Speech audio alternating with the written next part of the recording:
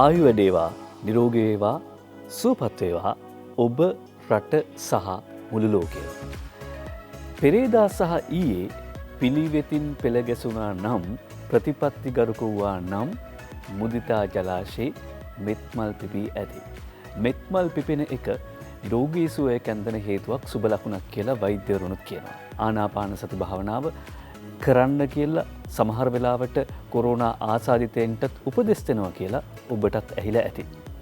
මුදිතා ජලාශයේ මෙත්මල් පිපී තිබෙනවා නම් ඒක සුබ කාරණයක්. හෙළ දෙරණ ජන ජයතු. හෙළ දෙරණේ ජනතාවට ජයග්‍රහණයම වේවි. යහපතම වේවි. හෙළ දෙරණේ ජනතාවට ජයග්‍රහණය යහපත උදාවීම වැදගත් වෙන්නේ ලෝකෙ මේ වෙනකොට තියෙන කොවිඩ් ආසාදිතයන්ගේ සංඛ්‍යාවේ ඉහළ යාම, ඒකේ අභියෝගී දැඩිකම දැනෙත්ම. අසල්වැසි ඉන්දියාව තවදුරටත් ලෝකයට අසුබ පෙරනිමිති, ලෝකයට අසුබ පුවත් වාර්තා කරන බව පැහැදිලි. ලෝක සෞඛ්‍ය සංවිධානයේම සමහරලාට නිල නොවන වාර්තා සඳහන් කරනවා ඉන්දියාවේ මරණ සංඛ්‍යාව මිලියන 4 ඉක්මවන්න ඉඩ තියෙනවා කියලා. මිලියන 4. ඒ කියන්නේ ලක්ෂ 40 ඉක්මවන්න ඉඩ තියෙනවා කියලා. කොහොමුණත් ලෝක සෞඛ්‍ය සංවිධානයේ දත්තවලටත් අනුව World Meters කියන වෙබ් අඩවි වාර්තා කරනවා ඔවුන් ග්‍රීනිච් වේලාවෙන් 21 වෙනි මිනිත්තුවේ. ඒ කියන්නේ ලංකාව වෙලාවෙන් ගත්තොත් 5:40ට විතර වගේ අද අලුයම යාවත් කාලින කරනවා 16 කෝටි 96 ලක්ෂ 4307ක් කොවිඩ් ආසාදිතයන් ලෝ පුරා වාර්තා වෙනවා. එයින් 35 ලක්ෂ 23421 දෙනෙක් මිය ගිහිල්ලා තියෙනවා. දැන් ලෝකේ සමස්ත ගෝලීය ආසාදිතයන් සංඛ්‍යාව ඊයේ දවසට වාර්තා වෙනවා 529239ක්. එයින් 1,79,770ක් වාර්තා වෙන්නේ ඉන්දියාවෙන්. ඊයේ දවසට මරණ 11,475ක් වාර්තා වෙනවා. ඒ මරණ 11,475න් මරණ 3,558ක්ම වාර්තා වෙන්නේ ඉන්දියාවේ. ඉන්දියාවේ මේ පොත්වල ලියවෙන ප්‍රමාණය පමණයි. දැන් ජාත්‍යන්තර වාර්තා අනාවරණ කරනවා මේ මරණ සංඛ්‍යාව PCR කරලා ආසාදනය වෙන රෝගීන් සහ එහෙම නැත්නම් PCR වලින් හඳුනා ගන්න රෝගීන් සංඛ්‍යාව පමණයි. PCR නොකර ආසාදිතයන් බවට පත්ව සිටින රෝගීන් සංඛ්‍යාව සහ එම මියන සංඛ්‍යාව ඉන්දියාවේ මීට වඩා විශාල අගයක් ගන්න පුළුවන් කියලා. යනුව ගෝලීය සමස්ත මරණ සංඛ්‍යාව මිලියන 6ක් විතර වෙන්න පුළුවන් කියලා ලෝක සෞඛ්‍ය සංවිධානයත් නිකන් ඉඟියක් පළ කරනවා. උන් නිල වශයෙන් කියන්නේ නැහැ මිලියන 6ක් විතර වෙන්න පුළුවන් කියලා. ඒ වගේම ඉන්දියාවේ මිලියන 4.2ක් වෙන්න පුළුවන් කියලා කියනවා. ඒ නිසායි ලංකාවේ අපි අර ප්‍රාර්ථනා කළේ මුලින්මත් හෙළ දෙරණ ජන ජයතු ජයමංගලානේ කියලා. දැන් මේ අතරේ ලෝකයේ තවදුරටත් අලුත් කතාබහක් නැවත මතුවෙමින් යනවා. ඒ තමයි ජෝ බයිඩන් ඇමරිකානු ජනාධිපතිවරයා මේ වූහාන් වල රසායනාගාරයකින් කොරෝනා වෛරස් එක ලෝකයට ගියා ඒ පිළිබඳව විමර්ශනය කරන්න කියලා කරන නියෝගයත් එක්ක. දැන් මේකට අද BBC ප්‍රවෘත්ති සේවයේ වාර්තාවක් නිකුත් කරලා තිබුණා. මේ ඇමරිකාවෙන් එමෙ නැත්නම් WHO එකෙන් සමාන WHO එකෙන් ලෝක සෞඛ්‍ය සංවිධානය නියෝජනය කරමින් විශේෂඥ කණ්ඩායමක් ගියානේ වූහාන් වලට.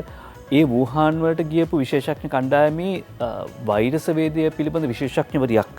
ඇය මේඩියන්ස් කූමන්ස් ඇය කියනවා නෑ අපි ගිහිල්ලා හෙව්වා සීලුම තොරතුරු හෙව්වා සාකච්ඡා කරන්න ඕන එක්ක කතා කළා. මෙහෙම චීනේ වූහාන් වල ලැබ් එකකින් රසායනාගාරයකින් විද්‍යාගාරයකින් මේ වෛරසය දැනුවත්ව හෝ නොදැනුවත්ව හදිස්සි අනතුරක් නිසා හෝ එළියට ආවා කියලා කිසිම සාක්ෂියක් අපිට නැහැ. ඇමරිකාව කියනවා නම් ජෝ බයිඩන් ඇමරිකාවේ ජනාධිපතිවරයා කියනවා නම් එහෙම කාරණා තියෙනවා එහෙම සැකයක් තියෙනවා කියලා ඔවුන් සතුව තියෙන සියලුම ලේඛන දත්ත සාක්ෂි ඒවා ලෝක සෞඛ්‍ය සංවිධානයට දෙන්න කියලා ඇය අභියෝග කරනවා. BBC ප්‍රවෘත්ති සේවයේ වාර්තා කරනවා. ලෝකේ තත්ත්වය එහෙමයි. එතකොට ලංකාවේ තත්ත්වය කොහොමද කියලාත් අපිට වාර්තා කරන්න පුළුවන්. COVID-19 වැළැක්වීමේ කාර්යසාධක බලකායේ වෙබ් අඩවිය යාවත් කාලන වෙනවා ඊයේ රෑ 11:31ට. මේ වෙනකොට ලංකාවේ වාර්තා වෙන සමස්ත රෝගීන් සංඛ්‍යාව 1,74,862ක්. එයින් 1,43,789 දෙනෙක් සුව වෙලා ගෙදර ගිහිල්ලා තියෙනවා. මේ වෙනකොට රෝහල් හෝ අතරමැදි ප්‍රතිකාර මධ්‍යස්ථානවල 31,073 දෙනෙක් ප්‍රතිකාර ලබනවා. 31,073 දෙනෙක් ප්‍රතිකාර ලබනවා. ඊයේ දවසට අලුතෙන් වාර්තා වෙන රෝගීන් 2,572ක්. ඒ වගේම මේ වෙනකොට සමස්ස මරණ සංඛ්‍යාව ලංකාවෙන් වාර්තා වෙනවා මරණ 1298ක් හැටියට. මරණ 1298ක් වාර්තා වෙනවා ලංකාවේ. ඕක තමයි ලෝක තත්ත්වය සහ ලංකාවේ තත්ත්වය මේ මොහොත වෙනකොට අපි ජාතික පුවත්පත් වාර්තා කරන ප්‍රධාන පුවත් සිරස්වල දකිමු. පුවත් පිටු අතරේ අදත් අපිට තියෙන්නේ ඊ පුවත්පත්.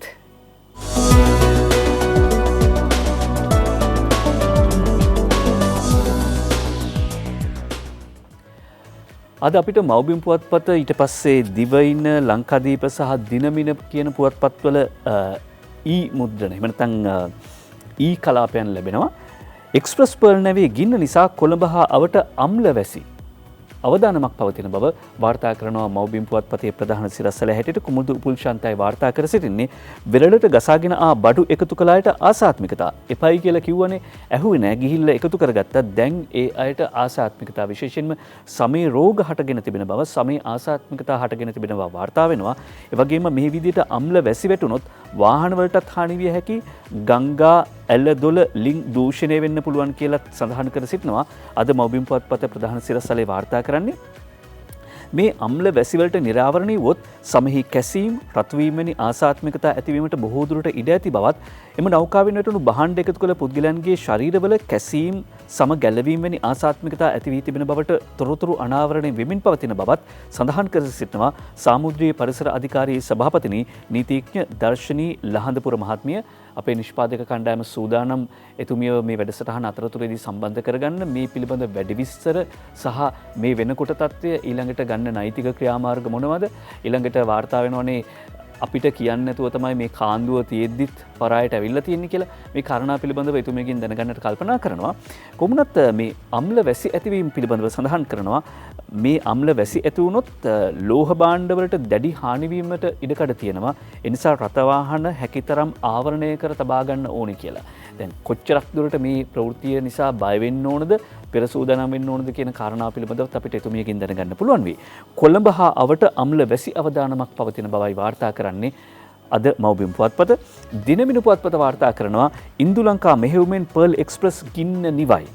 වාර්තා කරන්නේ භක්ති ධර්මප්‍රිය මෙන්ඩිස් සහ රක්ෂණ ශ්‍රියන්ත. රසායනික කාන්දුවක් තිබියදී මෙරට මුහුදු සීමාවට ඇවිත් ඒක තමයි ප්‍රශ්නේ. විදිස් වරායන් කාන්දුව දැනගෙන සිටියා. භාණ්ඩ සහ නියැදි රස පරීක්ෂණයකට ලක් කර තිබෙනවා. සමාගමට එරෙහිව නීතිමය පියවර අරගෙන අම්ල වැසි වැටීමේ අවදානමක් පවතින බව දිනමින පුවත්පතත් වාර්තා කරනවා. මැරුණු මසුන් මීගමු වැල්ලට ගොඩ ගහලා කියලත් අද දිනමින පුවත්පත ප්‍රධාන සිරස්වලේලා වාර්තා කර සිටිනවා. දිවයින පුවත්පතත් මේ කාරණාවම තමයි අවධාරණය කරන්නේ. අම්ල වැසි ඇතිවිය හැකි නැවට නඩු පැමිණිල්ල දමයි. බහාලුම් වලින් 80%ක් විනාශයි. වායු දූෂණයක් නැහැලු. ප්ලාස්ටික් කඩදාසි පබලු වෙරළේ අහුලන්න යන මෙහෙම නෙවෙයි. අපද්‍රව්‍ය ඉවත් කරන්න නාවික හමුදාවේ 300ක් බහලුම් හා මුහුදු ජලයේ සාම්පල් රස පරීක්ෂක වෙතට කියලත් අද දිවයින පුවත්පත ප්‍රධාන සිරස්වල විදිහට වාර්තා කරනවා. දිවයින ඊ පුවත්පතෙනුයි අපි ඒ උපුට ගත්තේ. ලංකාදීප ඊ පුවත්පතට යනවා. ජනපතිකින් අතිවිශේෂ ගැසට් පත්‍රයක් නිකුත් වී ඇති බවයි අද ලංකාදීප පුවත්පත ප්‍රධාන සිරස්වලේලා වාර්තා කර සිටින්නේ. ඉන්ධන වරාය ප්‍රවාහන අත්‍යවශ්‍ය සේවා බවට පත් කරනවා. කසල කළමනාකරණය ග්‍රාම නිලධාරී ක්ෂේත්‍ර ග්‍රාම නිලධාරී සහ ක්ෂේත්‍ර නිලධාරී ෆීල්ඩ් ඔෆිසර්ස්ලා ඒ සේවාවන් අනිවාර්ය සේවා බවට පත් කිරීමට තීරණය කර තිබෙන බව වාර්තා කරනවා අද ලංකාදීප පුවත්පත මේ විශේෂ ගැසට් නිවේදනය මගින් ඉන්ධන වරාය ප්‍රවාහන අත්‍යවශ්‍ය සේවා බවට පත් කර ඇති බවයි අද ලංකාදීප පුවත්පත වාර්තා කර සිටින්නේ. ඊට පස්සේ අපිට පුළුවන් ජාතික පුවත්පත් වාර්තා කරන සෙසු පුවත් වලට අවධානය යොමු කරන්න. දැන් 25 වෙනිදා යම් විරාමයක් ලැබුණා සංචරණ නීති රීති ලිහිල් කළා පුතේ හැටියට ඒ කියන්නේ පනවපු නීතිවල හැටියට 31 වෙනිදාට තමයි ආයේ ඒ ආකාරයට බුරුලක් ලැබෙන්නේ සංචරණ සීමාවලට ලිහිලක් ලැබෙන්නේ. හැබැයි සුජිත් හේවාජුලි වාර්තා කරන අද ලංකාදීප පුවත්පතට රට 31 වෙනිදා අරිනවාද නැද්ද තීරණය අද කියලා. ජනතාවට අත්‍යවශ්‍ය භාණ්ඩ ලබා ගැනීම සඳහා රට ලබන 31 වෙනිදා විවෘත කරනවාද නැද්ද යන්න සම්බන්ධයෙන් තවමත් තීරණයක් ගෙන නැතයි COVID-19 පැතිරීම පාලනය කිරීමේ ජාතික ක්‍රියාන්විත මධ්‍යස්ථානයේ ප්‍රධානී යුද හමුදාපති ජනරාල් ශවින්ද්‍ර සිල්වා මහත්මයා ලංකාදීපයට පවසා තිබෙනවා කියලා සුජිත් හේවාජුලිගේ වාර්තා කරනවා.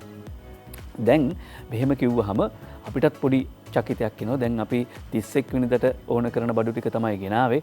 31 වෙනිදාට තා බඩු ටිකක් ගෙදරට ගේනවා කියලා හිතාගෙන එහෙම වුණොත් දැන් 31 වෙනිදා මේ විදියට සංචරණ සීමා ලිහිල් නොකළොත් මොකද වෙන්නේ කියලා ප්‍රශ්නයක් තියෙනවා.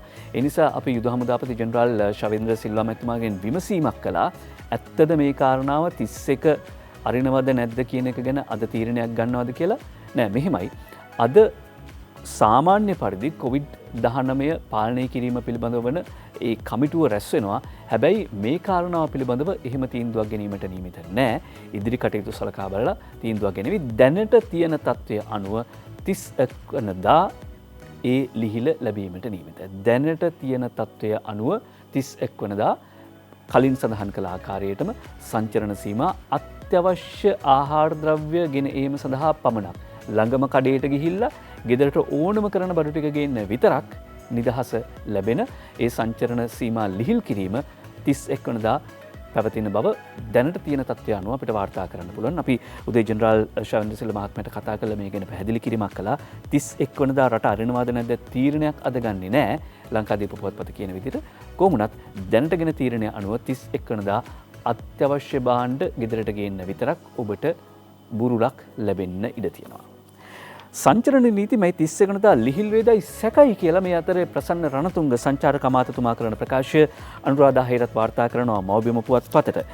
සංචරණ සීමා එහෙම නැත්නම් සංචරණ නීති 31 වෙනිදා ලිහිල් වේදයි කියලා සැකයක් පවතිනවා කියලායි අමාත්‍යතුමා සඳහන් කරන්නේ. මව්බිම ඇතුල්පිටි වාර්තා කරන අනුරාධා හේරත් රජය මේ 31 වෙනිදා සංචරණ නීති ලිහිල් කිරීමට තීරණය කර තිබුණත් එය වෙනස් වීමට ඉඩ ඇති බවත් ඇතැම් විට ජුනි 7 වෙනිදායින් පසු දින කිහිපයක් සංචරණ නීති දීර්ඝ කිරීමට ඉඩ ඇති බවත් සංචාරක අමාත්‍ය ප්‍රසන්න රණතුංග මහත්මයා සඳහන් කරනවා.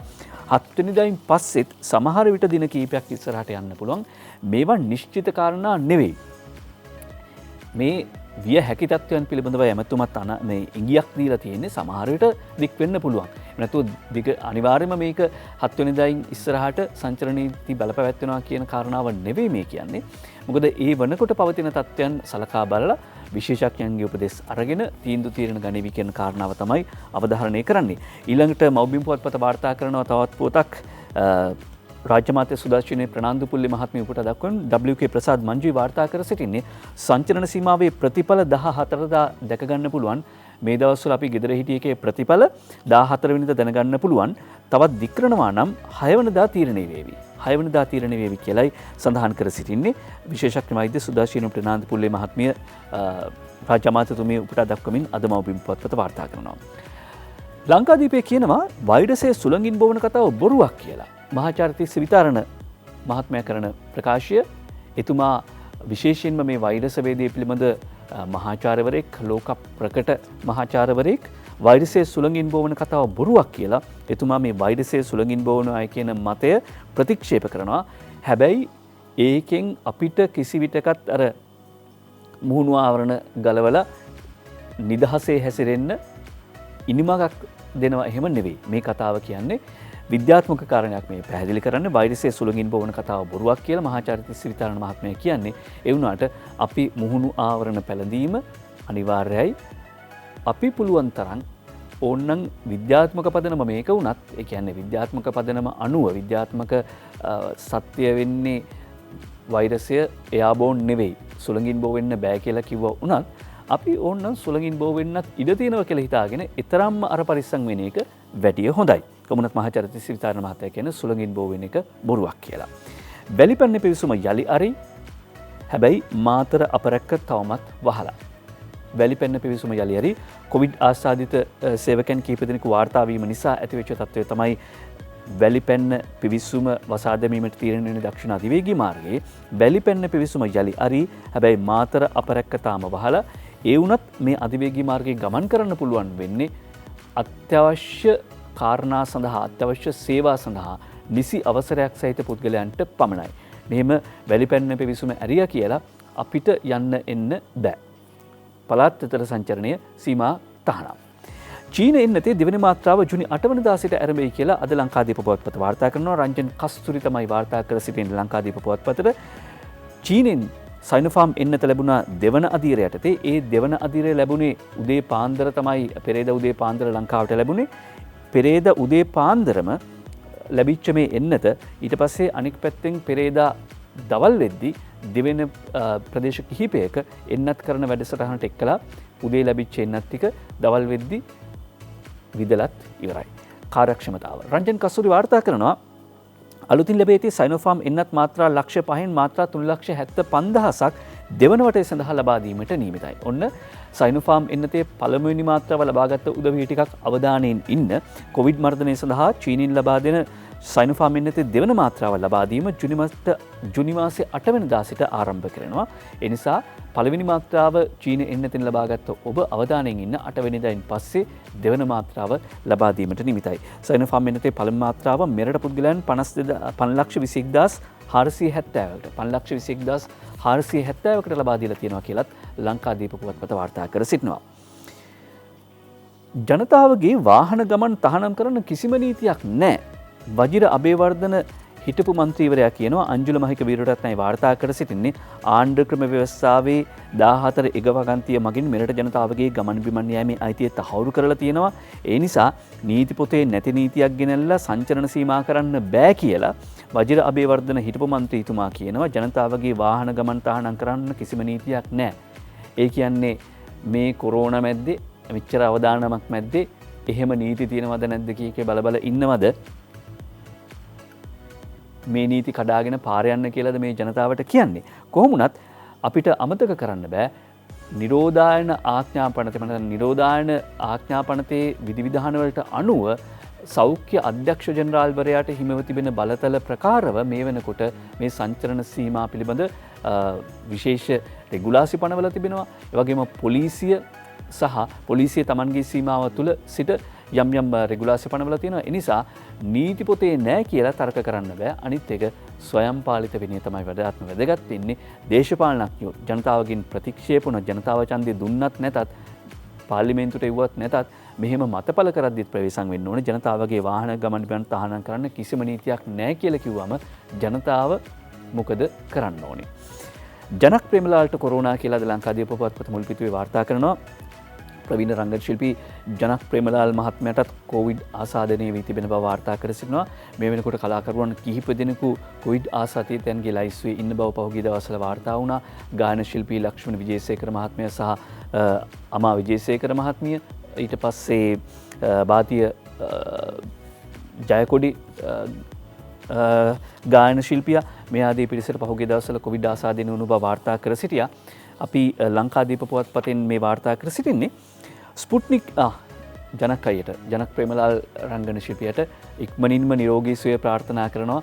පත්තරමේන්තුවෙන් වගේම ඔබත් අනිවාර්යෙන්ම මේ සම්මානනීය රංගන ශිල්පියාගේ පුළුල් රංගන ධාරිතාවක් සහිත මේ රංගන ශිල්පියාගේ සෞඛ්‍ය තත්ත්වය යහපත් වෙන්න කියලා ඔබ ප්‍රාර්ථනා කරන බවට සැකයක් නැහැ. ඔබේ ප්‍රාර්ථනාවත් එකතු වෙවි.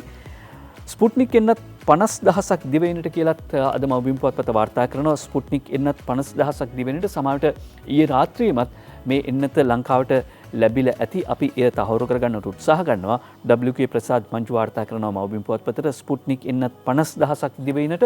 ස්පුට්නික් එන්නත සෙල්සියස් අංශක -20 වගේ උෂ්ණත්වයක් යටතේ ගබඩා කළ තමයි ප්‍රවාහනය කරන්න ඕනේ. ඒ සඳහා යටිතල පහසුකම් තියෙනවා.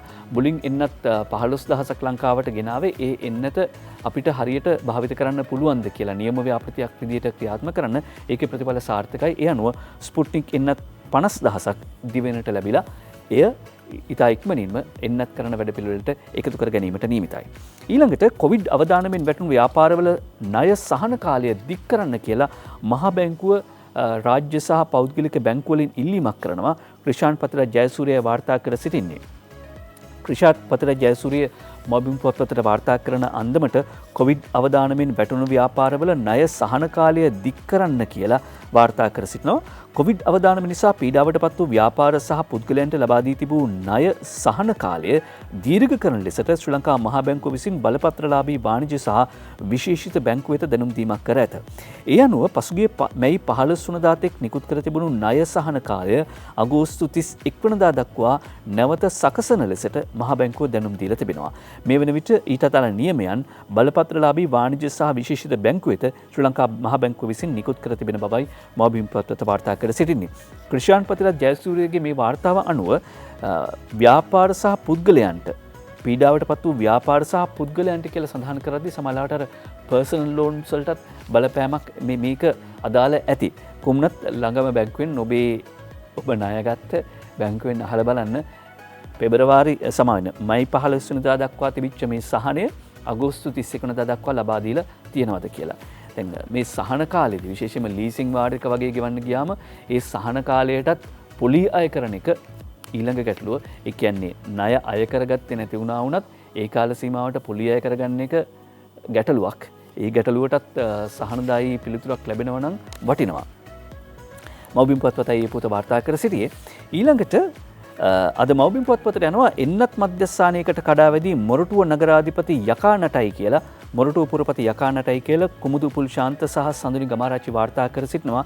අද මව්බිම් පුවත්පතේ මුල් පිටුවේ වාර්තා කරන්නේ මොරටුව ප්‍රදේශයේ පැවති එන්නත් ලබා දීමේ වැඩසටහනකදී ටෝකන් පත් ලබාගත් පිරිසකට එන්නත් ලබා දෙන ලෙසට මොරටුව නගරාධිපති සමන් ප්‍රනාන්දු කළ දැනුම් දීමක් හේතු කොටගෙන එම ප්‍රදේශීය භාර සෞඛ්‍ය වෛද්‍ය නිලධාරීන් සහ නගරාධිපතිවරයා අතර උණුසුම් වචන හුවමාරුවක් ඇතිව තිබෙනවා. 1500ක පිරිසකට එන්නත් ලබා දීමට සැලසුම් කර ඇතත් පුද්ගලයන් 600 දෙනෙකුට පමණක් එන්නත් ලබා දීමට සෞඛ්‍ය වෛද්‍ය නිලධාරිණීවරිය පියවරගෙන ඇති බවට සහ තමා ටෝකන් දුන් අයට එන්නත් ලබා දීමට අවශ්‍ය පියවර ගන්නා ලෙසට නගරාධිපතිවරයා එම ස්ථානයට පැමිණ ආවේගශීලීව අදහස් ප්‍රකාශ කිරීමට පටන් ගැනීම නිසා මේ උණුසුම් තත්ත්වයේ ඇති වුණා කියලා වාර්තා කර සිටිනවා. අද මව්බිම් පුවත්පත ජාතික පුවත්පත් කීපයකම මේක වාර්තා කර තිබුණා.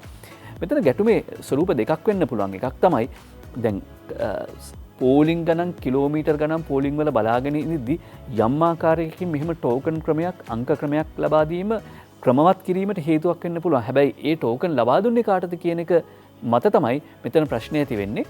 ප්‍රාදේශීය දේශපාලනඥයන්ටත් එහෙම වගකීමක් තියෙන බව ඇත්ත.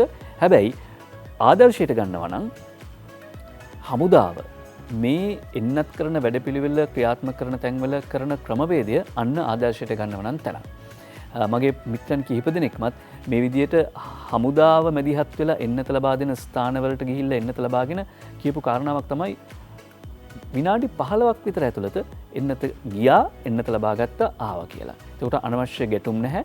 කතා බහ කරන විදිය හරි සංවරයි. ගෞරවනීය විදිහට කතා කරනවා. ඒ නිසා මේ ආදර්ශය ගන්න එක හොඳයි කියලා අපි යෝජනා කරනවා. හැමදේටම හමුදාව යොදා ගන්න ඕනේද කියන සමහරව මුහුණු පොත්වල එහෙම තර්ක කරනවා. විවිධ ආකාරයෙන් තර්ක කරනවා. හැබැයි විනයක් සහිත පුරවැසි කණ්ඩායමක් විදිහට හමුදාව මේ එන්නත් කරන වැඩපිළිවෙලෙදී දක්වන ක්‍රමානුකූල පිළිවෙත ඒ ආදර්ශය හොඳයි. අනිකුත් සිවිල් සමාජයේ අපිත් ඒ ආදර්ශය ගන්නවා නම් දැන් අවසානයේදී ගත්තාම රෝගීන් ටික ඇම්බියුලන්ස් එකකින් රෝහලට ගෙනෙන එක අතරමැදි ප්‍රතිකාර මධ්‍යස්ථානයකට ගෙනෙන එකටත් හමුදාවට කරගහන්න සිද්ධ වුණා. ඊළඟට ආහාර ටික හරියට යනවද කියන එක බලන්නත් හමුදාවට කරගහන්න සිද්ධ වෙනවා. එන්නත් ටික ලබා ගන්න දෙන එක ගැනත් හමුදාවට කරගහන්න සිද්ධ වෙනවා. එහෙම බැලුවාම මේ යුදවාදී තර්කයක් නෙවෙයි, එහෙම නැත්නම් යුදවාදී මානසික තත්ත්වයක් නෙවෙයි. මේ වැඩේ හරියට කරන්න නම් එහෙම හමුදාවට බාර දෙන එකේ වැරද්දක් තියනවද කියලා අපි නෙවෙයි කියන්නේ සාමාන්‍ය මිනිස්සු. නිසා ජෙනරාල් සවින්ද්‍රසීල මහත්මයා ඇතුළු ඒ ත්‍රිවිධ හමුදාව, එතුමා ඒකාබද්ධ මාණ්ඩලික ප්‍රධානය සහ කොවිඩ් කාර්යසාධක බලකායේ ප්‍රධානය විදිහට මේ වෙලාවේ මේ විශේෂයෙන්ම කොවිඩ්-19 අර්බුදය, අනෙක් පැත්තෙන් ස්වාභාවික ආපදායනව, ගම් වතුර, සුලිසුලං මේ සියල්ල මැද්දේ පැය 8 රස්සාව ඉක්මවලා ගිහින් මේ කරන සේවය කරන්න පුළුවන් තව කාටද? කුලල් කා ගැනීම තියෙනවා නම්, ටීම් වර්ක් නැත්තම් මේ වැඩේ හරියට කරන්න පුළුවන් කාටද? හරිද? ඒ කියන්නේ පහුගිය දවස්වල වාර්තා වෙච්ච සමහර කාරණා, වෘත්තීය ගැටුම්, වෘත්තීය අරගල, එහෙම දිහා බැලුවම මේ ඉලක්කය හරියට දීලා ඒ ඉලක්කය ජයග්‍රහණය කරන්න පුළුවන් වෙන ශ්‍රම බලකායක් කොතනද තියෙන්නේ? ඒක හිතන්න වෙනවා. එන්නත් මධ්‍යස්ථානයකට කඩාවැදී මොරටුව පුරපති යකා නටයි කියලයි අද මව්බිම් පුවත්පත වාර්තා කරන්නේ. අර අපි ඒකයි යෝජනා කර සිටියේ හමුදාවේ මැදිහත් වීමෙන් ක්‍රමානුකූලව ලස්සනට වැඩ ටික එන්නත් කරන වැඩපිළිවෙල කරන විදිය බලලවත් අපිට හැදෙන්න සිද්ධ වෙනවා. සංචරණ සීමා තුළ රැකියාවට ඒමට දී තිබෙන අවසරය අවභාවිත කරන්න එපා කියලා ආයෝජන මණ්ඩලයේ සභාපති සංජය මොහොට්ටාල මහත්මයා ඉල්ලීමක් කරනවා. ආයෝජන මණ්ඩලයේ රැකියාවල BOI එකේ තියෙන zone වල එහෙම නැත්නම් මේ ඇඟලුම් කර්මාන්ත ශාලාවල ඒ අනිකුත් කර්මාන්ත ශාලාවල රැකියා කරන අයට අවසර ලිපියක් දීලා තියෙනවා. හැබැයි ඒක අවභාවිත කරන්න එපා. සංචරණ සීමා තුළ රැකියාවට ඒමට දී තිබෙන අවසර පත්‍රය අවභාවිත කරන්න එපා කියලා ඉල්ලීමක් කරනවා ආයෝජන මණ්ඩලයේ සභාපති සංජය මොහොට්ටාල මහත්මයා. දැන් මෙහෙම අවභාවිත කිරීම ගැන පුවත් ඕන තරම් තියෙනවා. හරි ලස්සන කතා තියෙනවා. ඒව ගැනත් අපි වාර්තා කරන්න කැමති. ඊට කලින් විරාමයක්. අපි යලිත් රට දකින පිටු අතර පත්තරමේන්තුවේ අද ඊපුවත් තමයි අපිට තියෙන්නේ. මුද්‍රිත පුවත්පත් ලැබිලා නැහැ. ජාතික පුවත්පත් බොහොමයකම වගේ ප්‍රධාන සිරස්තලේ වාර්තා කර තිබුණේ මේ වෙනකොට අනතුරට පත්වෙච්ච පර්ල් එක්ස්ප්‍රස් පර්ල් නෞකාවේ සිද්ධිය පිළිබඳව අපි ඔබට සඳහන් කරලා සිටියා. සාමුද්‍රීය පරිසර අධිකාරියේ සභාපතිනිය නීතිඥ දර්ශනී ලහඳපුර මහත්මිය දුරකථන විශ්ේ සම්බන්ධ කරගන්නවා කියලා අපිට පුළුවන්. උදේ පාන්දරම උදේ 6:28යි දැන් වෙලාව. උදේ පාන්දර මෙතුමිය සම්බන්ධ කරගන්න. ආයුබෝවන් සුබෝදෑසනක් ඔබතුමියට. ආයුබෝවන් සුබෝදෑසනක්. ඔව්. කෙටියෙන් දැනගන්න කැමති ඉස්සෙල්ලාම මේ වෙනකොට නැවේ තත්ත්වය කුමක්ද? ඊයේ දවසේදී වාර්තා වුණා ගින්න පැතිරීම පාලනය කළා කියලා. මොකදද මේ වෙනකොට තත්ත්වය සභාපතිතුමීනි? ගින්න පැතිරීම ඇත්තටම ගින්න දැන් පවතින්නේ මද වශයෙන් යම්කිසි ප්‍රමාණයකට පාලනය වෙලා තියෙනවා කියන කතාව සත්‍යයි. සමහර පැතිවල ගිනි දළු අඩු වෙලා තියෙනවා. නමුත් ගින්න තිබෙනවා. ගින්න සම්පූර්ණයෙන් ඉවරලා නැහැ. ඒ සමගම අඛණ්ඩව මේ ටග් යාත්‍රා දෙකක් මගින් ජලය යොදමින් සිසිලනය කරන්න සහ ඒව කරමින් උෂ්ණත්වය වැඩි වීම සහ ගින්න පැතිරීම වැළැක්වීමට කටයුතු කරමින් සිටිනවා. ඔව්. දැන් ගින්න තවම මද වශයෙන් හෝ පවතිනවා නම් මේ යාත්‍රාව දෙකඩ වෙන්න පුළුවන්. එහෙම නැත්නම් මේකේ තියෙන ඉන්ධන ප්‍රමාණය මොහොතට එකතු වෙන්න පුළුවන්. එහෙම අවදානමක් පිළිබඳ විශේෂඥ මත පළ කරලා තියෙනවද සභාපතිතුමනි? ඔව්. දැන් මේ වෙනකොට නම් බොහෝ විට අපේ 90ක් විතර සම්භාවිතාවක් තියෙන විශේෂඥයන්ගේ මතය අනුව එවැනි දෙකඩ වීමේ අවදානමක් දැන් නැහැ කියලා. මොකද ගින්නේ තියෙන දරුණුකම ප්‍රබලත්වය මේ වෙනකොට ක්‍රමක්‍රමයෙන් අඩු වෙන නිසා. ඒ සමගම මේ තාක් දුරට අපිට තෙල් විසිරීමක සලකුණු ලැබිලා නැහැ. ඒ සමගම අපි මම මේ දැන් ටික ස්වල්ප මොහොතකට කලිනුත් පරීක්ෂා කළ බැලුවම ඉවසලා බැලුවම තේරුණේ එන්ජින් රූම් එක සහ තෙල් ටැංකිය කියන එකේ ගින්න පිළිබඳ අපිට කිසි අදහසක් තාම ගන්න බෑ. නමුත් ඒවාවල ලොකු හානියක් තාම අපිට පේන්නේ නැහැ. තෙල් විසිරීමක් කියන එක සිද්ධ වෙලා නැහැ. ඒකෙන් අපිට හිතාන්න පුළුවන් එක කාරණයක් එක්කෝ තෙල් ටැංකිය තාම ගිනි අරගෙන නැහැ. නැත්තම් තෙල් ටැංකිය ටික සම්පූර්ණයෙන් ගිනි අරන් ඉවරයි කියලා. ඔය දෙකෙන් මොකද හරි කියන එක අපිට තාම පැහැදිලි කරගන්න අවස්ථාවක් නැහැ. ඒ ආසන්නයටවත් යන්න බැරි නිසා. නමුත් තෙල් විසිරීමක සලකුණක් නැහැ. හොඳයි. දැන් මේ වෙනකොට සිද්ධ වෙන මෙහෙයුම මොන වගේද? ඒ කියන්නේ ඔබතුමී සඳහන් කළා ටග් යාත්‍රා දෙකක් මගින් සිසිලන කිරීමක් සිදු වෙනවා කියලා. ගුවන් හමුදාව මේ සඳහා මැදිහත් වීමක් සිද්ධ වෙනවද? අපි දකිනවා මේ ඊයේ දවසේ දර්ශන ඒ අතරතුර මේ වෙනකොට මෙහෙයුමේ තත්ත්වය කොයි වගේද සභාපතිතුමී? මේ වෙනකොට මෙහෙයුම ටග් යාත්‍රා දෙකක් මගින් සිසිලන කිරීම තමයි. නමුත් රහවල් වෙනකොට සමහර විට අපිට නැවතත් අවශ්‍යතාවය මත ගුවන් හමුදාවත් යොදා ගන්නක තීරණය කරાવી අදාළ බලධාරී. දැන් කොහොමද ඒවට මුහුදු කලාපේ තත්ත්වය? දැන් අපි සුලිකුණාටුව නිසා ටිකක් රළු ස්වභාවයක් ගත්තා. ඒ කාලගුණ තත්ත්වය සමනය වෙලාද? යම් කිසි දුරකට කාලගුණ තත්ත්වය සමනය වෙලා තියෙනවා. නමුත් සමහර මේ පිටින් විට එකවරටම අපි දකිනවා විශාල වශයෙන් තත්ත්වය වෙනස් වීමකට ලක් වෙනවා. නමුත් මේ වන විට තත්ත්වය යම් කිසි දුරකට සමනය වෙලා තියෙන. කොහොමදත් අපිට දැනුම් දුන්නේ පසුගිය දින දෙකේ තමයි ඊටමත් දරුණුවට එම ප්‍රචණ්ඩකාරී හැසිරීම සුළඟේ සහ සාගර රළවල තියෙනවා කියලා කාලගුණ විද්‍යා දෙපාර්තමේන්තුවෙන් වුණත් පවසස්ති. එම දින දෙක පස්සේ තත්ත්වය නැවතත් සමනය වෙනවා කියලා මම හිතන්නේ. මේ සමනය වෙන කාලේ තමයි පැමිණලා තිබෙන කාලගුණය සාපේක්ෂව හොඳ තත්ත්වයක තිබෙනවා. ඔව්. දැන් අපිට ඔබතුමිය කරන ප්‍රකාශක සහනදායී සිතිවිල්ලක් එනවා. ඒ තමයි මේ ගින්න පාලනය වී තිබෙන නිසා එය පුපුරා යාමක් එහෙම නැත්නම් එහි තිබෙන ඉන්ධන මුහුදු ජලයට මිසීමක් පිළිබඳව තියෙන අවධානම අඩු වෙලා තියෙනවා.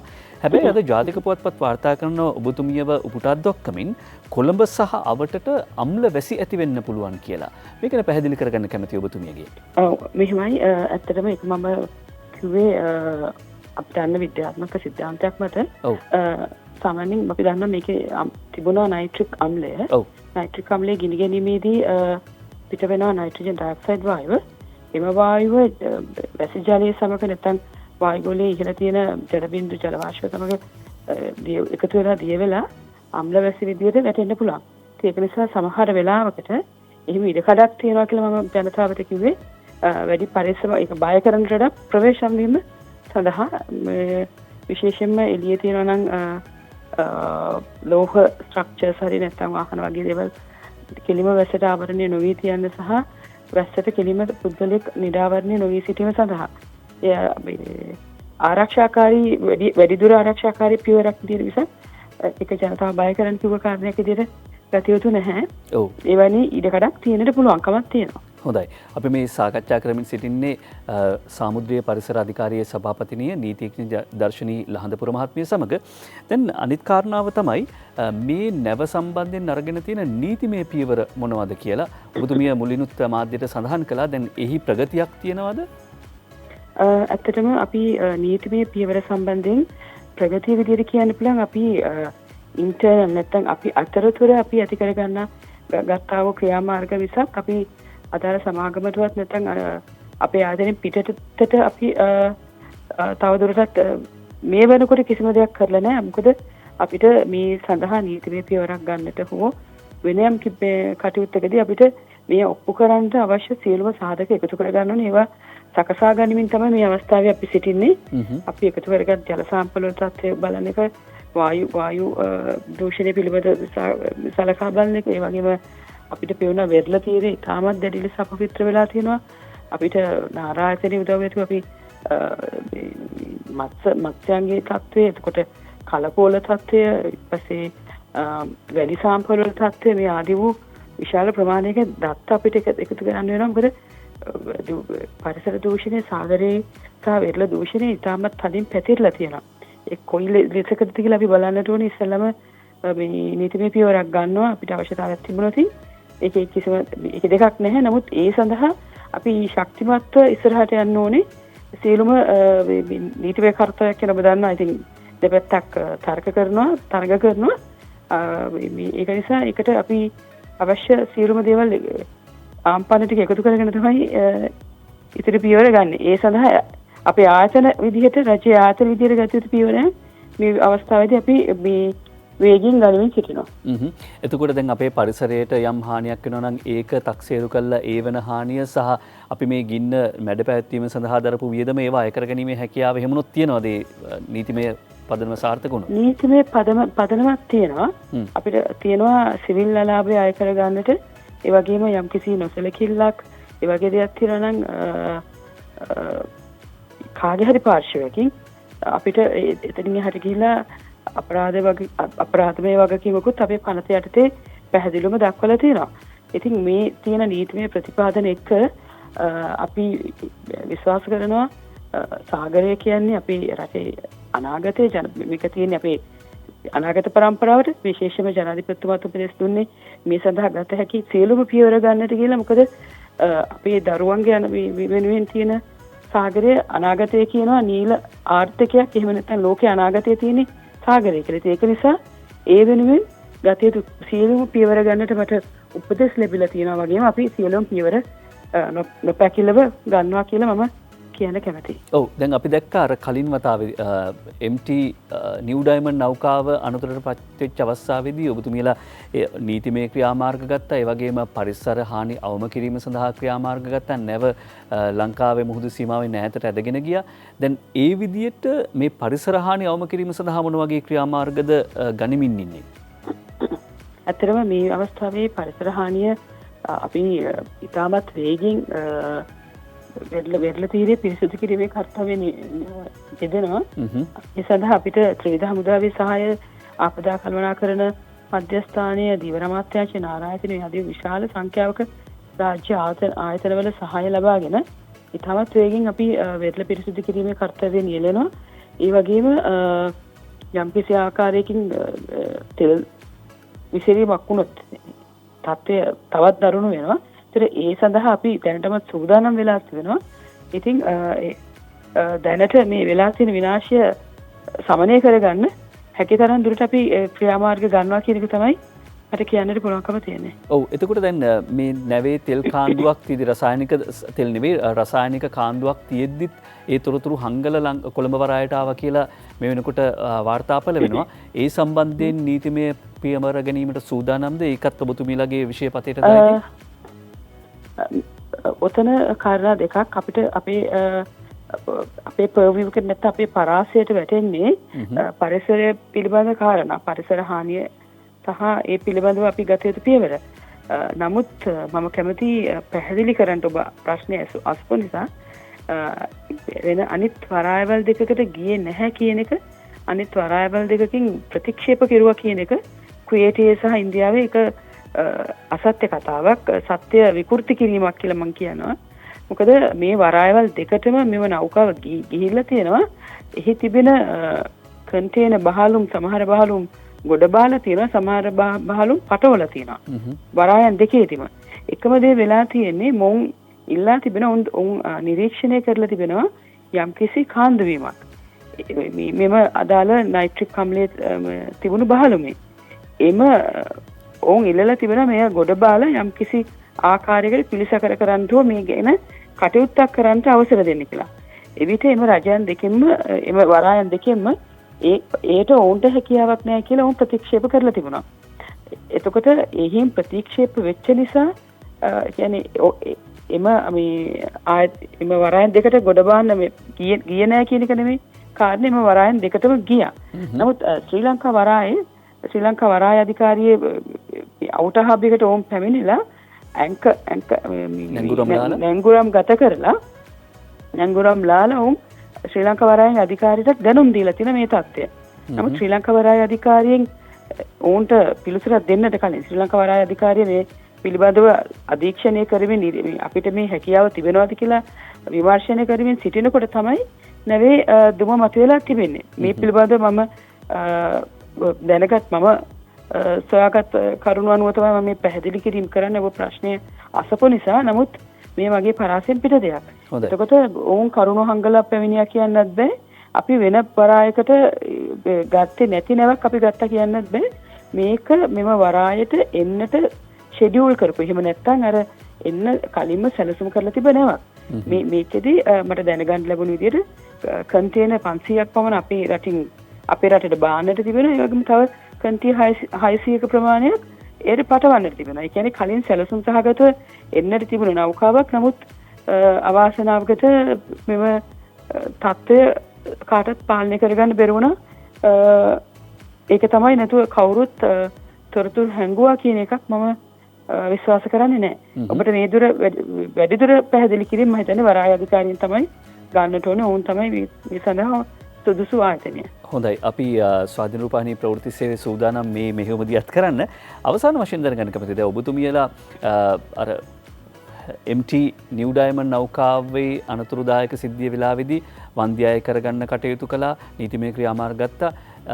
අපි අපේක්ෂා කරපු වන්දි මුදල් ලැබුණද? කොහොමද ඒකේ ප්‍රගතිය අවසාන වශයෙන්? මොකද දැන් කුතුහලයක් තියෙනවා මේ සිද්ධියත් එක්කම. ඔව් ඇත්තටම වන්දිය කියන එක පියවර 3කට කියන්න පුළුවන්. පළවෙනි කොටස තමයි අපේ රජයේ පාර්ශ්වයන්ට ගිය වියදම. අපි සමස්ත වියදම ගණනය කරුවම රුපියල් මිලියන 442ක් අපි ඒ මුදල ඔවුන්ගෙන් ඉල්ලා සිටියා. ඒ සමගම දෙවෙනි පියවර තමයි අපි නිරීක්ෂණය කරුවම සමස්ත සිද්ධිය අපිට පැහැදිලි වුණා නැවේ කපිතාන්වරයාගේ නොසලකිල්ලක් තිබෙනවා කියලා. මම කලිනුත් සඳහන් කරපු ආකාරයට අපිට පනතේ ප්‍රතිපාදන තියෙනවා.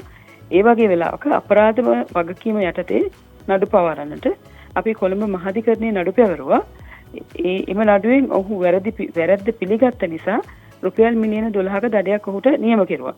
එතකොට මේ රුපියල් මිලියන 442ත් රුපියල් මිලියන 12ත් කියන මේ මුදල් දෙකම ශ්‍රී ලංකාවේ රජයට බැර වුණාට පස්සේ අපිට තහවුරු කෙරුවාට පස්සේ මහා භාණ්ඩාගාරයෙන් මේ මුදල් ලැබුණා කියලා ඉන් පසුව තමයි අපි මේ නැව අපේ ජල තීරයෙන් එහාට යාත්‍රා කරන්න අවසර දුන්නේ. ගොඩක් වෙලාවට මතයක් තියෙනවා අපිට මේ මුදල් ලැබුණ නැහැ කියලා. ඇත්තටම මේ නැව පිටත් වෙන්න අපි අවසර දෙනකොටම අපිට සල්ලි ලැබිලා තමයි තිබුණේ. තුන්වෙනි කාරණේ විදිහට පරිසර හානිය අපි මේ තෙල් පැල්ලම නිසා වෙච්ච පරිසර හානිය අපිට පුළුවන් වුණා මාස 3-4ක් වගේ කාලයක් ඇතුළත විද්‍යාත්මක ආකාරයට ගවේෂණය කරලා විමර්ශනය කරලා වාර්තාවක් හදාන්නට සාමාන්‍යයෙන් අන්තර්ජාතිකව අපිට හැකියාව තිබෙනවා අවුරුදු 3ක් යනකම් තෙල් පැල්ලමක් වෙලා අවුරුදු 3ක් යනකම් පුළුවන් පරිසර හානිය සඳහා වන්දි ලබා ගන්න. මොකද මේක ඉතාමත් සංකීර්ණ සහ ඉතාමත් විද්‍යාත්මක කර්තව්‍යයක්. නමුත් අපිට පුළුවන් වුණා රටක් හැටියට මාස 3-4ක් ඇතුළත මේව තෙල් පැල්ලම පිළිබඳව වාර්තාව සකස් කරලා බාර දෙන්න. අපි මේ වාර්තාව බාර දීලා තිබෙනවා නීතිපතිතුමාට. එතුමා මේව වාර්තාව අදාළ ආයතනයේ රක්ෂණ සමාගමේ දේශීය ඉන්නවා නියෝජිතෙක් ඔවුන්ට යවලා තියෙනවා. ඔවුන් මේ අවස්ථාව වෙනකොට එම වාර්තාව අධ්‍යයනය කරමින් සිටිනවා. අපි බලාපොරොත්තු වෙනවා ඔවුන්ගෙන් අපිට යහපත් ප්‍රතිචාරයක් ලැබේවි කියලා. බොහොම ස්තුතියි සභාපතිතුමිනි. නීතිඥ දර්ශනී ලහඳපුර මහත්මිය සාමුද්‍රිය පරිසර අධිකාරියේ සභාපතිනිය උදේ පාන්දරත් මේ තොරතුරු සියල්ල යාවත් කාලන වෙච්ච තොරතුරු එතුමිය ගාව තියෙනවා. අපි දැක්කා විශේෂයෙන්ම අර MT නිව් ඩයමන්ඩ් නෞකාවේ ගින්න හටගත් අවස්ථාවේදී තාමකාරශූර විදියට එතුමිය කටයුතු කළා. එහෙම අත්දැකීමක් ඊට කලින් අපිට රටක් විදියට ලැබලා තිබුණේ නැහැ. හැබැයි ඒ අත්දැකීම සහ ඒ අත්දැකීම් වල ප්‍රතිඵල අපි දැන් දැනගත්තා. මිලියන ලංකාවේ මුදලින් ගත්තොත් මිලියන 454ක මුදලක් මේ වෙනකොට අය කරගෙන තමයි ඒ නිව් ඩයමන්ඩ් නෞකාව ගෙනියන්න ඉඩ දුන්නේ. අනික් පැත්තෙන් ගත්තාම මේ පරිසරයට වන හානිය සඳහා වන වන්දිය අය කර ගැනීම සඳහා කටයුතු කරමින් තියෙනවා. මේ කාරණා පිළිබඳව අපි කතා කළේ අපි මෙතෙක් මේ වගේ විෂයන් පිළිබඳව හරි අල්ප දැනුමක් එක්ක හිටියේ. මේ දැනුමත් එක්කම නැවත වතාවක් දර්ශනී ලහඳපුර මහත්මියට වගේ ආචාර්ය ටර්නි ප්‍රදීප් කුමාර මහත්මයා ඇතුළු මේ පිරිසට අපේ මේ ස්තුතිය පළ කරන්න ඕනේ. මේ ගැටලුව ඒ කිව්වේ මේ පර්ල් එක්ස්ප්‍රස් නෞකාවේ ගැටලුවත් මේ ආකාරයෙන්ම පරිසරයට අවම හානියක් වන අන්දමින් විසඳ ගන්න පුළුවන් වෙයි කියලා අපි විශ්වාස කරනවා. ඊළඟ කන්නේදී ඒ කියන්නේ ඊළඟ මහ කන්නේදී රසායනික පොහොර කෘමිනාශක භාවිත කරන්න බෑ කියන තීන්දුව ආවත් එක්කම ලොකු කතා බහක් ඇති වෙනවා. කෝ කාබනික පොහොර කියලා ජනාධිපතිතුමා කියනවා මහ කන්නේ කාබනික පොහොර හිඟයකින් තොරව ගොවීන්ට ලබා දෙන්න දැනට ලංකාවේ නිෂ්පාදනය කරනවා. ඊට අමතරව මදිනම් ඒ ප්‍රමිතිගතව කාබනික පොහොර නිෂ්පාදනය කරන රටවල් වලින් ගෙනල්ලා දෙන්න. හැබැයි ඒක දිගට ගෙනියන්න බෑ. අවුරුදු 2ක් ඇතුළත ලංකාවට අවශ්‍ය කරන කාබනික පොහොර කෘෂි රසායනික ද්‍රව්‍ය ලංකාව තුළම නිෂ්පාදනය කරන්න කටයුතු කරන්න ඕනේ. මේ වගේම අපි පහුගිය දවසක උරුමය විශේෂ වැඩසටහනක් ස්වාධීන රූපවාහිනිය ඉදිරිපත් කළා. මොකද මේ කාබනික පොහොර භාවිත කරන ලෝකේ එකම රට බවට පත්වීමේ අභියෝගය බාරගත් මොහොතේදී මාධ්‍යයට ලොකු වගකීමක් තියෙනවා. ඒ කියන්නේ මාධ්‍ය වගකීම නිසි ආකාරයෙන් ඉෂ්ට කරමින් ස්වාධීන රූපවාහිනී සභාපතිතුමාගේ උපදෙස් පරිදි උරුමය කියලා වැඩසටහනක් පටන් ගත්තා. ඒ වැඩසටහනේදී මතුවෙච්ච එක අදහසක් තමයි ලංකාවේ මේ වෙනකොට මෙතෙක් රසායනික පොහොර සහ කෘමිනාශක ගෙන්නපු සමාගම් දේශීය වශයෙන් කාබනික පොහොර නිෂ්පාදනය කරන්න සැලසුම් කරලා තිබෙනවා. ඊට අවශ්‍ය උපදෙස් කෘෂිකර්ම අමාත්‍යාංශයෙන් ලබා ගන්න කටයුතු කර තිබෙනවා.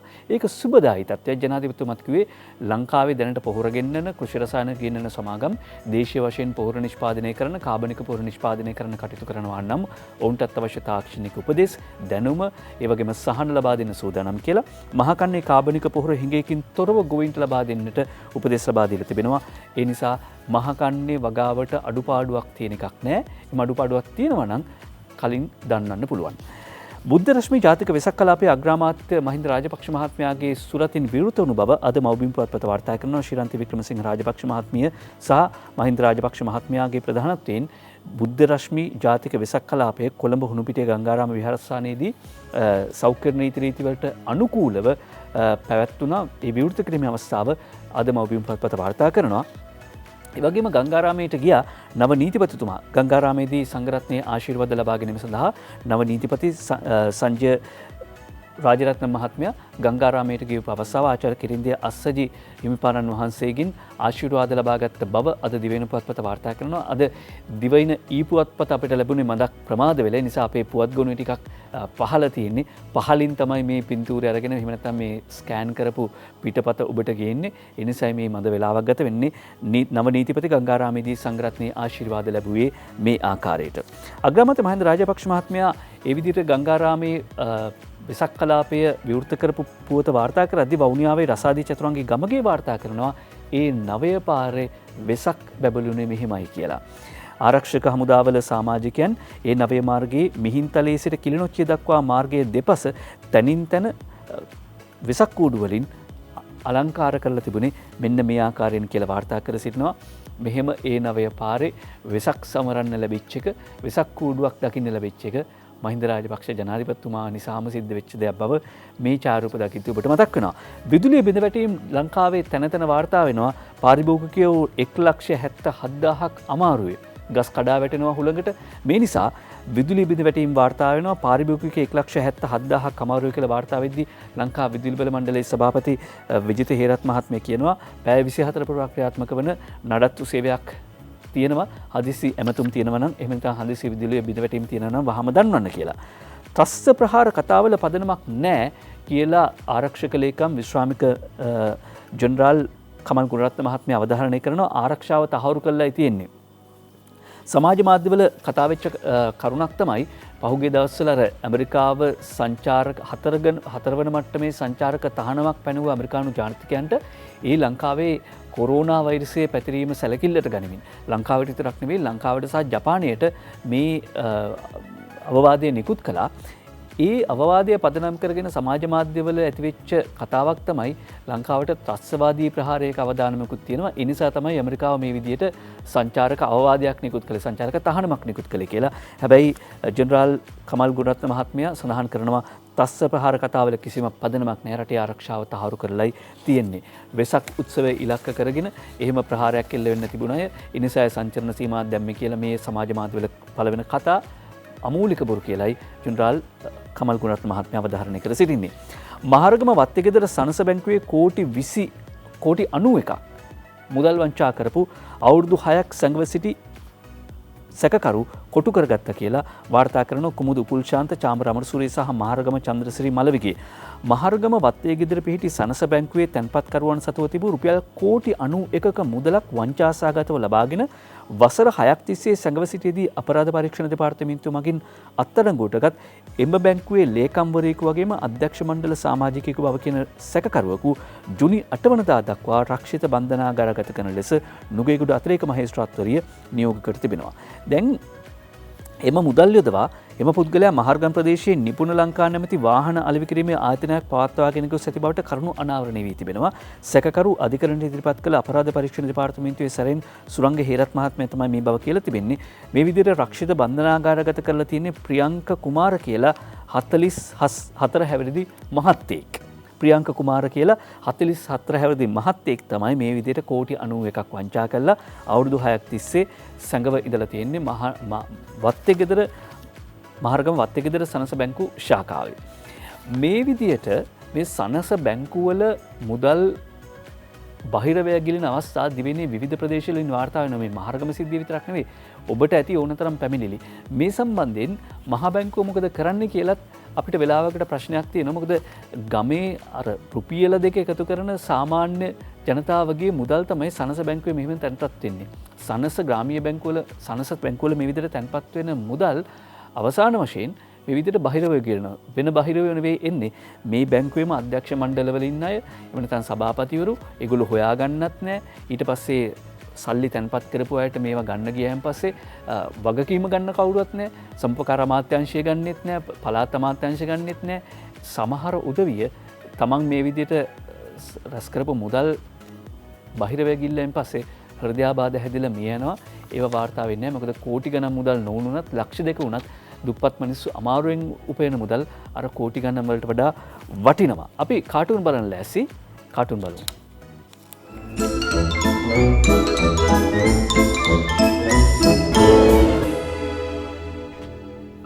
MD විරත්නගේ මරිස්පාල pocket කාටුනේ තෝරගන්නවා. සංචරණ සීමා විහිළුවට ගන්න එපාලු. විහිළුකාරය වෙන මොනවා කරන්නද සර්? නේද? විහිළුකාරයෝ වෙන මොනවා කරන්නද?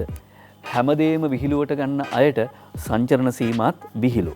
හැබැයි දැන් විහිළුව ඇස්රතු වෙච්ච තැනට කෙලවර වෙලා තියෙන හැටි පේනවනේ.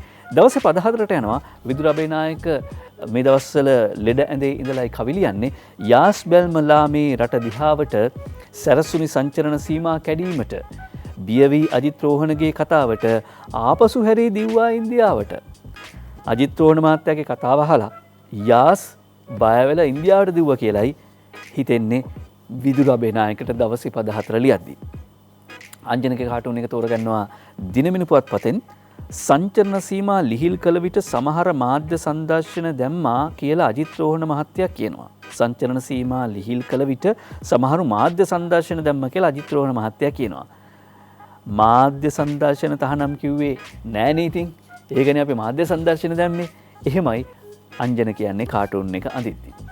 දිල්රූගේ සීපදවලට යනවා තෝරගන්නේ දිනමිනු පුවත්පතෙන්. සීමා ලිහිල් කරපු එක දවසේම අන්තිම නරකලු හැසිරුණු අන්දම ඇඟිල්ල දාන්න ඉඩකඩ දුන්නම ඔළුව ඔබන එක නොව නැහැදුණුකම ඇඟිල්ල දාගන්න ඉඩ දුන්නේ හැබැයි ඔළුව ඔබන එක ඒක නැහැදිච්චකම කියලායි දිල්රූ කියන්නේ 25 වෙනිදා සංචරණ සීමාවලට ලිහිලක් දුන්නේ යන්තම් ඇඟිල්ල දාගන්න ඒ කිව්වේ අත්‍යවශ්‍ය බහඬ ළඟම කඩේට ගිහිල්ලා ගෙදරට ගේන්න කියලා. එහෙම ඇඟිල්ල දාගන්න ඉඩ දුන්නම 31 වෙනිදා උනත් තහනම ඉවත් කළොත් ලිහිල් කළොත් ඔළුව දාගන්න සූදානම් වෙන්න එපා කියලායි දිල්රූ කියන්නේ.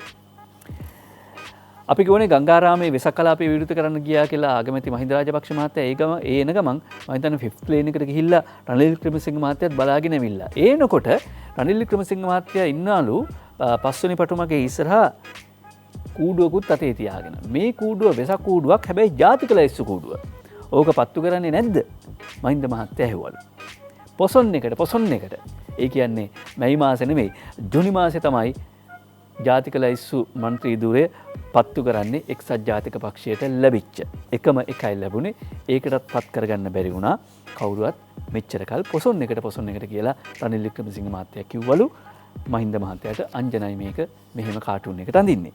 අංජන ඊළඟ කාටුන් එක කියලා වැඩක් නැහැ. ඒ දිනමින පුවත්පතෙන් අගමැතිතුමාගේ එන්නතෙන් සෑල්ලගේ ලෙඩේ නම් ටික කාලයකට හොඳ වුණා නේද? ඒ මොකද්ද බං? රතගාය එල්සි ඕපන් කළලු නේද? පංකජ රුවින්දගේ සරදම ගුවන් තොටුපළ පළවෙනිද අරිනවා.